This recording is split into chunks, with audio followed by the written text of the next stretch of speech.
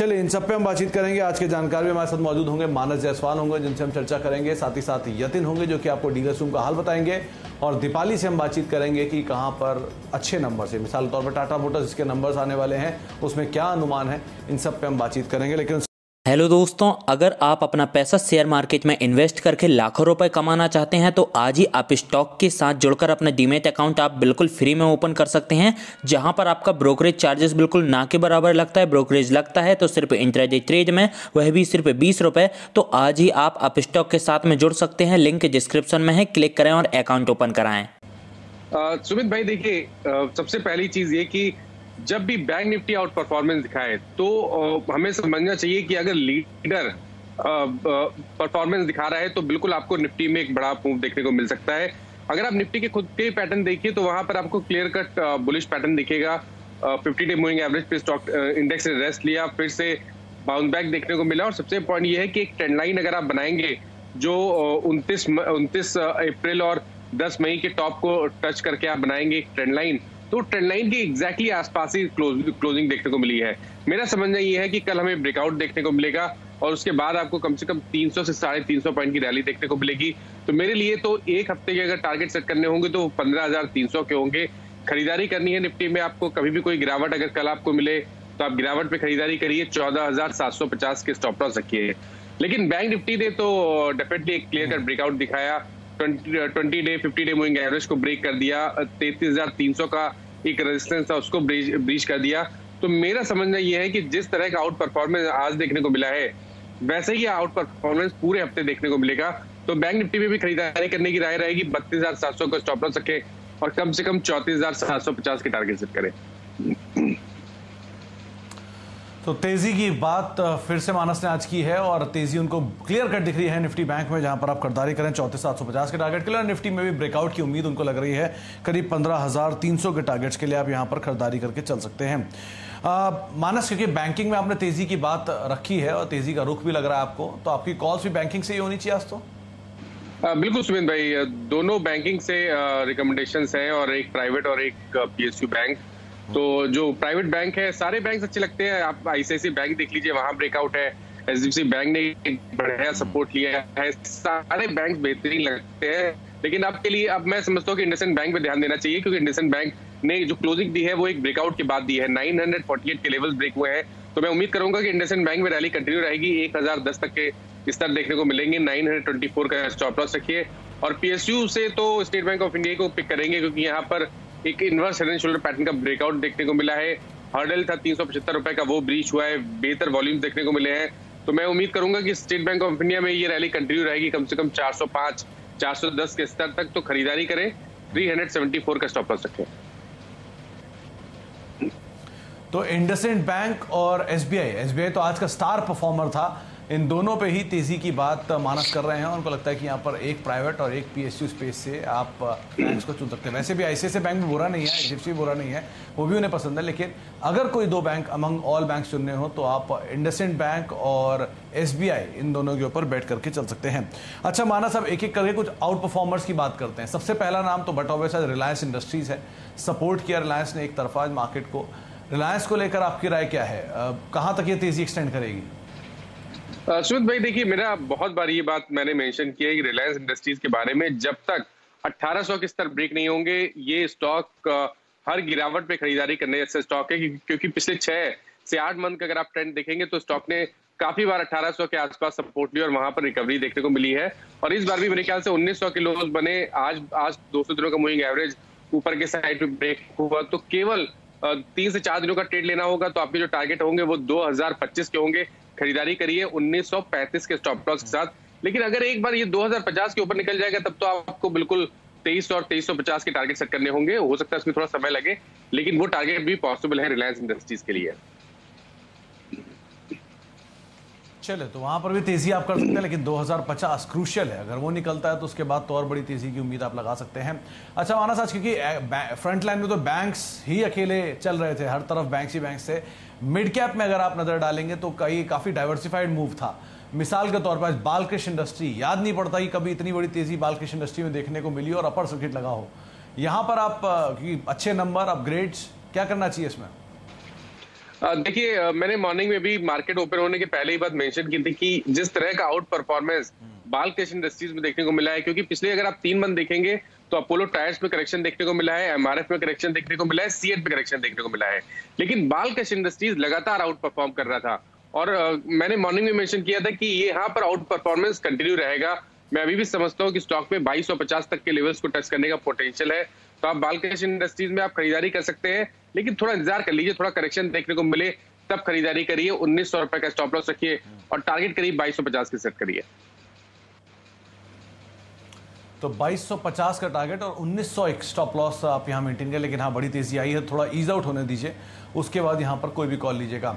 अच्छा, mid cap से ही एक नाम और आप देखिए, वो है माफी फ्रंट लाइन से यूपीएल, एक और ऐसा नाम है जो कि पार्टिसिपेट कर रहा है, लगातार तेजी दिखा रहा है, ऑल टाइम हाई पर शेयर पहुंच गया है। यहां पर क्या करना चाहिए? देखिए, यूपीएल में मेरा समझना यह है कि अगर हम शॉर्ट टर्म ट्रेडर की बात करें तो मेरे ख्याल से सीएनबीसी आवाज पे पिछले 5 से 6 सेशन में काफी बार यूपीएल के बारे में बात हुई और हर बार एक बाय रिकमेंडेशन ही निकल के आया है। मेरा समझना यह है कि ये रैली अभी कंटिन्यू रहेगी, कम से कम 810 820 तक के स्तर देखने को मिल सकते हैं। तो थोड़ी गिरावट मिल जाए तो बेहतर लेवल्स रहेंगे कि 750 740 की रेंज में स्टॉक में खरीदारी करिए, 720 का स्टॉप लॉस रखिए और 810 के टारगेट सेट करिए। लेकिन एक चीज और मेंशन करूंगा कि लॉन्ग टर्म चार्ट पे ब्रेकआउट है, तो लॉन्ग टर्म चार्ट पे जब ब्रेकआउट होता है तो आपको हर गिरावट पे खरीदारी करनी है, क्योंकि इसका जो लॉन्ग टर्म टारगेट है वो 950 से लेकर 1000 तक आता है। इसमें 6 से 8 महीने का समय लगेगा, लेकिन गिरावट मिले तो आप बिल्कुल यूपीएल में लॉन्ग टर्म के लिए खरीदारी करें। अच्छा, एक बिरला कॉर्प को और देखिए, ये भी ऑल टाइम हाई पे पहुंच गया। सीमेंट स्पेस आउट परफॉर्मेंस कर ही रही है, चाहे मिड कैप में जेके लक्ष्मी सीमेंट हो, इंडिया सीमेंट हो, प्रिज्म जॉनसन हो, मंगलम सीमेंट हो, सब में खरीदारी थी, लेकिन बिरला कॉर्प जोरदार तेजी में है। ये क्या करना चाहिए यहाँ पे? देखिए, अगर आपके पास पोजीशन है तो बिल्कुल बने रहिए, कोई वीकनेस नहीं दिखती है, कहीं पर भी प्रॉफिट बुकिंग के साइन नहीं है। और मैं समझता हूँ कि 2018 के हाई जो कि 1265 है वो अब टेस्ट होंगे। तो आपको स्ट्रैटेजी तो ये करनी है कि टाइम टू टाइम अपने स्टॉप लॉसेस ऊपर की तरफ रिवाइज करें और बने रहें ऐसे स्टॉक में। तो मेरे हिसाब से स्टॉप लॉस रिवाइज करके 1050 कर ले, बने रहिए, कम से कम 1250 के टारगेट देखने को मिलेंगे। लेकिन अगर वो ब्रेक हो जाएंगे तब तो आप एक नए टेरिटरी में चला जाएगा और फिर एक नई रैली देखने को मिलेगी बिरला कॉर्प पे। तो 1250 क्रूशियल लेवल, अगर ये टूटता है तो इसके बाद और मूव इसमें और देखने को मिल सकता है। अच्छा, आज सीमेंट के साथ साथ शुगर, ये स्पेस ही बहुत तेजी में था, मेजरली सब ऑल टाइम हाइस पर हैं। बलरामपुर चीनी, धामपुर, द्वारकेश जैसे कंपनीज, या फिर ईआईडी पैरी जो कि मल्टीपल ईयर हाई पर हैं, या फिर ये सब ऑल टाइम हाइस पर हैं। क्या करना चाहिए शुगर स्पेस में? प्रॉफिट टेकिंग लें, थोड़ी सी ईज आउट करें पोजीशंस को, या फिर अभी भी लॉन्ग रखें? देखिए, शुगर में मेरा तो फेवरेट हमेशा बलरामपुर चीनी रहा है। जब भी कोई गिरावट मिले तो बलरामपुर चीनी में खरीदारी करके ही चलना चाहिए। और स्टॉक ने एग्जैक्टली 20 डे मूविंग एवरेज पे सपोर्ट लेके वी शेप रिकवरी दिखाई है आज, और मैं उम्मीद करता हूं कि पिछले हाईज वापस टेस्ट होंगे, जो कि मेरे ख्याल से 345-350 की रेंज में है। तो वो वापस टेस्ट होंगे, तो 300 रुपए के स्टॉप लॉस से खरीदारी करिए। लेकिन अगर आपको एक छोटे स्टॉक में निवेश करना हो थोड़े लंबे समय के लिए, तो द्वारकेश में ध्यान दीजिए, क्योंकि ये स्टॉक वापस अपने जो ऑल टाइम हाई है 80 रुपए के आसपास, 75 रुपए के आसपास, उसको टेस्ट करेगा। तो कभी भी गिरावट मिले तो यहाँ पर आप निवेश कर सकते हैं 44 रुपए के स्टॉप लॉस के साथ। तो शुगर स्पेस में कोई छोटा शेयर चाहिए तो द्वारकेश, लेकिन ऑल टाइम फेवरेट तो बलरामपुर चीनी है। पहले भी कई बार मानस को सुझा चुके हैं और अपने टारगेट्स को अचीव भी कर चुका है। All time high space share कामकाज कर रहा है। आगे भी मानस से बातचीत जारी रखेंगे, लेकिन इस बीच दीपाली हमारे साथ मौजूद है। उनके पास है अर्निंग का एक एस्टिमेट जो कि है टाटा मोटर्स को लेकर। क्या अनुमान है, किस तरह के आंकड़े आएंगे, इस पर भी बातचीत कर लेते हैं। दीपाली, क्या अनुमान लगाया आपने टाटा मोटर्स को लेकर? Strong set of earnings company पेश कर सकती है टाटा मोटर्स, और इंपॉर्टेंट ये है कि इस बार के अर्निंग्स के साथ साथ कंपनी फंड रेजिंग को भी अनाउंसमेंट कर सकती है। नंबर्स अगर आप देखेंगे तो कंसोलिडेटेड बेसिस पे स्ट्रॉन्ग अर्निंग्स कंपनी के रहेंगे। इनका जो मुनाफा, इनफैक्ट घाटे से मुनाफे में ये कंपनी आएगी कंसोलिडेटेड बेसिस पे 6,756 करोड़ के घाटे के मुकाबले 2,721 करोड़ का मुनाफा कंपनी को होगा। रेवेन्यू 40% बढ़कर आ सकते हैं। इंपॉर्टेंट रहेंगे एबिटा और मार्जिन्स, जहां पर स्ट्रॉन्ग ग्रोथ रहेगी। एबिटा इनफैक्ट कंपनी का 5 गुना बढ़कर आ सकता है और मार्जिन्स भी 4% से बढ़कर 14.5% रह सकते हैं। और इनफैक्ट जनवरी, फरवरी, मार्च ये 3 महीने वॉल्यूम ग्रोथ के हिसाब से काफी स्ट्रांग रहे हैं कंपनी के। इनफैक्ट पिछले 8-9 महीने में हमने काफी स्ट्रांग सेल्स ट्रेंड्स देखे थे, जहां पर रिकॉर्ड लेवल्स भी हमने वॉल्यूम ग्रोथ के फ्रंट पर आते हुए देखे थे। तो उसी का इंप्रेशन इस बार के अर्निंग्स पर दिखेगा।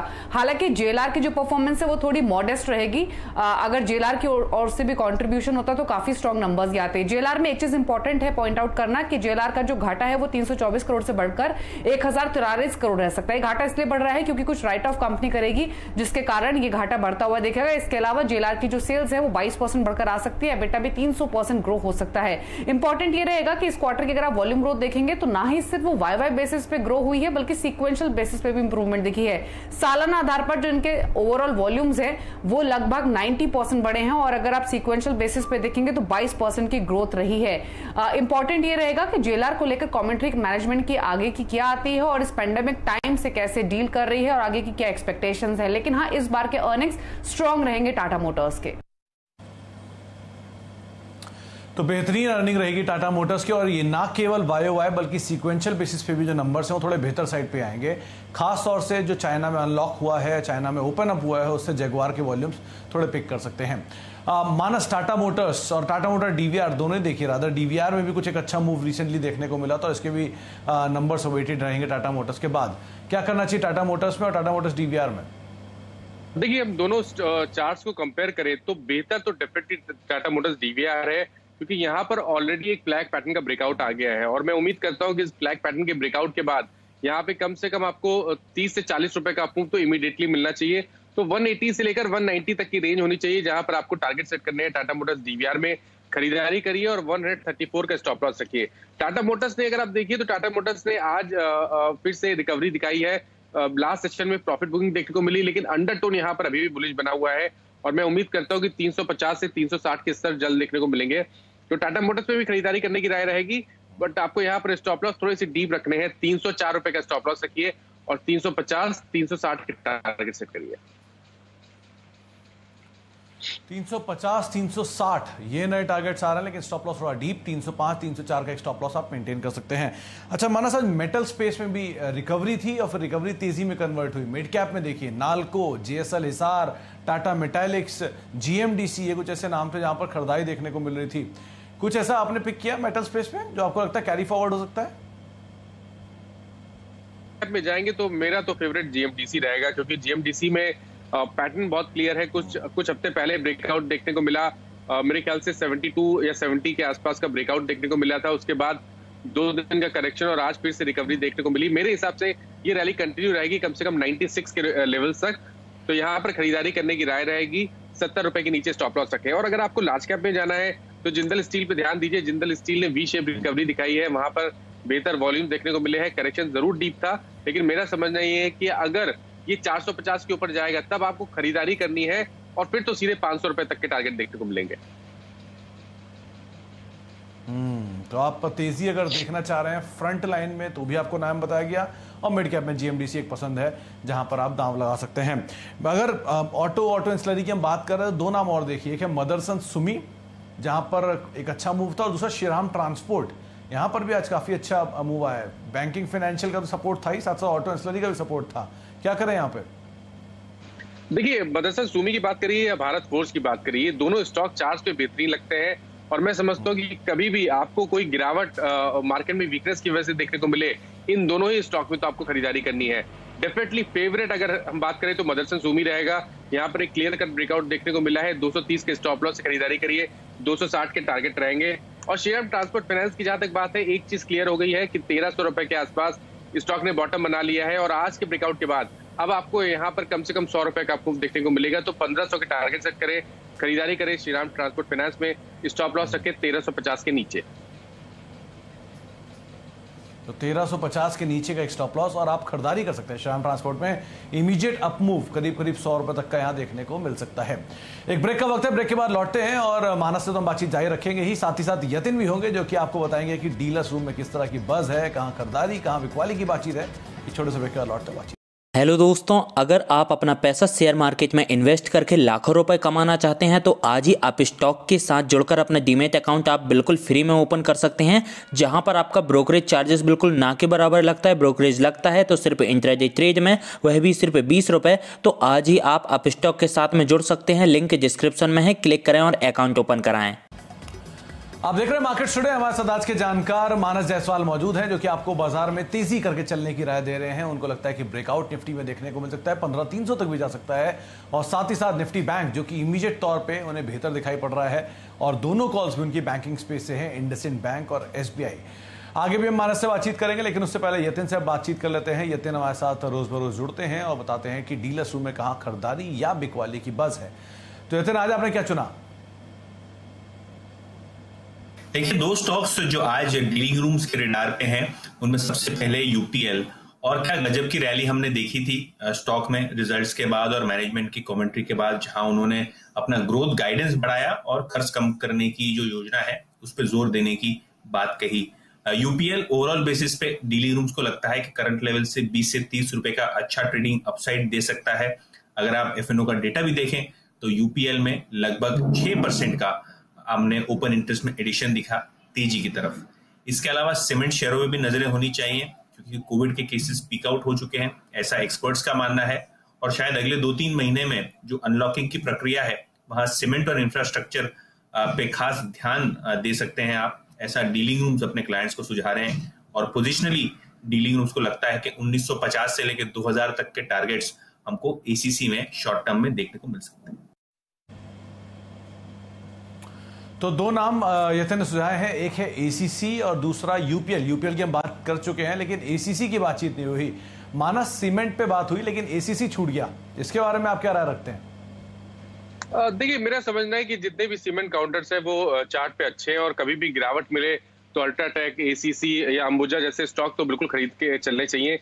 अगर हम पर्टिकुलरली ACC की बात करें तो सबसे इंपॉर्टेंट ये है कि कंसोलिडेशन जोन में स्टॉक है और स्टॉक लगातार अपने 50 डे मूविंग एवरेज पे सपोर्ट ले रहा है। तो वो जो स्तर है 1850 का, वो बहुत स्ट्रांग सपोर्ट है, तो वहां पर आपको स्टॉप लॉस रखना है, खरीदारी करके चलना है। और जैसे ही ये 1925 के ऊपर निकलेगा तो उसके बाद तो शायद आपको 2010 तक के स्तर भी देखने को मिलेंगे, तो खरीदारी करने की राय रहेगी। और 1850 के स्टॉप लॉस के साथ आपको खरीदारी करनी है। तो 1850 का एक स्टॉप लॉस और आप खरीदारी करके चल सकते हैं ACC के अंदर। अच्छा, सीमेंट की बात हो तो रियल एस्टेट को भी देख लीजिए, आज DLF आउट परफॉर्म कर रहा था और बाकी रियल एस्टेट जो कंपनीज है वहां पर भी अच्छी खरीदारी देखने को मिल रही थी। पर्टिकुलरली DLF को लेकर आपकी राय? देखिए, मैं थोड़ा भी और इंतजार करूंगा DLF में। ये बात सही है कि स्टॉक ने एक बॉटम जरूर बना लिया है 250-260 के आसपास, लेकिन हाई लेवल पे रेजिस्टेंस भी लगातार मिल रहा है। मैं समझता हूँ कि आपको खरीदारी करनी है तो ब्रेकआउट पे करिए, 265 रुपए के स्तर ब्रेक हो तभी आपको DLF में खरीदारी करनी है। उस केस में 252 के नीचे स्टॉप लॉस रखिए और टारगेट आपके करीब 290 के रहेंगे, लेकिन खरीदारी 265 के ऊपर करिए। तो 265 के ऊपर खरीदारी करें। अच्छा, एक नाम और देखिए कैश मार्केट से, वो है शिल्पा मेडिकेयर का। फार्मास्यूटिकल में बिकवाली थी, यहाँ खबर आई, खबर का इम्पैक्ट था, करीब 10-11% तक चला, 505-506 तक का हाई बनाया और बहुत समय से अंडर परफॉर्मेंस थी यहाँ पर। आज कुछ बाइंग आई, क्या करना चाहिए शिल्पा मेडिकेयर में, किसी के पास है तो भी? देखिए, बहुत ही बेहतरीन चार्ट्स हैं। अब काफी समय के बाद हमें ब्रेकआउट देखने को मिला, रेजिस्टेंस बना हुआ था 470 रुपए, लेकिन आज वो लेवल्स ब्रेक हुए हैं, वहां पर वॉल्यूम देखने को मिले हैं। तो मेरे ख्याल से 600 की तरफ, 610 की तरफ जाने की कोशिश करेगा शिल्पा मेडिकेयर। अगर हम बात करें केवल एक शॉर्ट टर्म ट्रेड की, तो मैं समझता हूँ कि आपको 484 के स्टॉप लॉस से यहाँ पर खरीदारी करनी है और 560 के टारगेट सेट करने हैं। तो 560 के टारगेट और 484 ये एक स्टॉप लॉस रहेगा बहुत लंबे समय बाद। इनफैक्ट 470 से हर बार घूमता था, लेकिन आज में एक अच्छी तेजी देखने को मिली। लास्टली भारती एयरटेल, नंबर्स भी आए हैं, नंबर्स बिलो एस्टिमेट मान के चल रहा है बाजार सो फार। अभी कमेंट्री वेटेड रहेगी और ब्रोकरेज हाउसेस के अपग्रेड्स या डाउनग्रेड्स या उनकी कमेंट्री भी इम्पैक्ट करेगी, लेकिन फिलहाल चार्ट्स के लिहाज से अगर देखें तो भारती एयरटेल कैसा दिख रहा है आपको?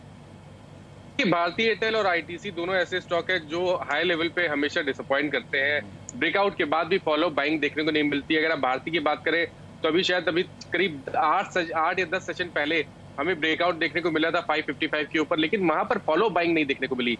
इसलिए मैं तो बोलूंगा कि आप अवॉइड करिए। 20 डे मूविंग एवरेज के नीचे क्लोजिंग आई है, तो एक स्टिक स्टॉप लॉस अब अगर रखना है तो 540 का होगा। 540 के नीचे जाए तो बिल्कुल निकल जाइए, क्योंकि उस केस में ये 200 डे मूविंग एवरेज फिर से टच करेगा, जो कि 520 है। तो भारतीय एयरटेल को लेकर राय साफ है, लेकिन फिर भी नंबर्स हैं, कमेंट्री है और ब्रोकरेज हाउसेस का क्या व्यू आता है, इनको आप जरूर ध्यान में रखिएगा। बहुत बहुत शुक्रिया मानस आपका हमारे साथ मौजूद रहने के लिए। दीपाली, यतिन, आप दोनों का भी बहुत बहुत शुक्रिया हमारे साथ मौजूद रहने के लिए और सब मुद्दों पर बातचीत करने के लिए।